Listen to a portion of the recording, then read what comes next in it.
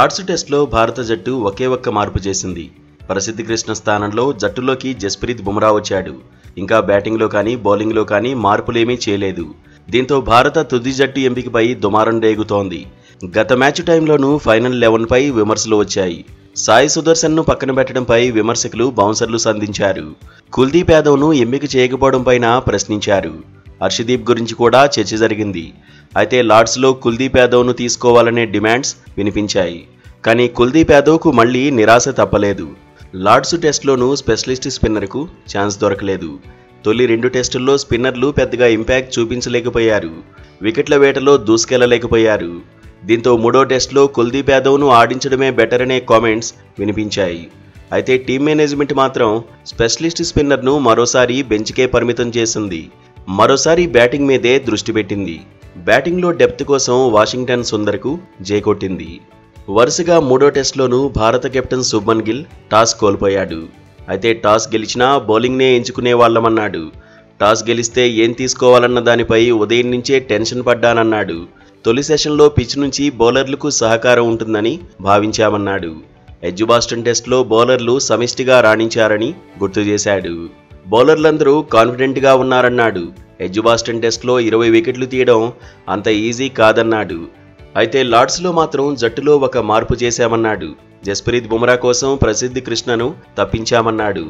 లార్డ్స్లో pitch పరిస్థితులను బట్టే బ్యాటింగ్ను ఎంచుకున్నామని England captain Ben Stokes చెప్పుకొచ్చాడు. తొలి గంట బౌలింగ్కు ఫేవర్గా ఉంటుందన్నాడు. ఆ తర్వాత బ్యాటర్స్కే ఫేవర్గా మారుతుందన్నాడు బెన్ స్టోక్స్. సిరీస్ హోరాహోరీగా సాగుతుందని, మ్యాచ్ కోసం అన్ని రకాలుగా రెడీ అయ్యామన్నాడు. ఎడ్జ్బాస్టన్ టెస్ట్ తర్వాత ఎక్కువ సమయం దొరకలేదన్నాడు. అయినప్పటికీ లార్డ్స్లో ఉత్సాహంగానే బరిలో దిగుతామన్నాడు ఇంగ్లాండ్ కెప్టెన్. ఇక లార్డ్స్ టెస్ట్లో ఇంగ్లాండ్ ఒక మార్పు చేసింది. టంగ్ స్థానంలో జఫ్రా ఆర్చర్ను జట్టులోకి తీసుకుంది. దాదాపు 4 సంవత్సరాల తర్వాత టెస్టుల్లోకి జఫ్రా ఆర్చర్ రీ ఎంట్రీ ఇచ్చాడు.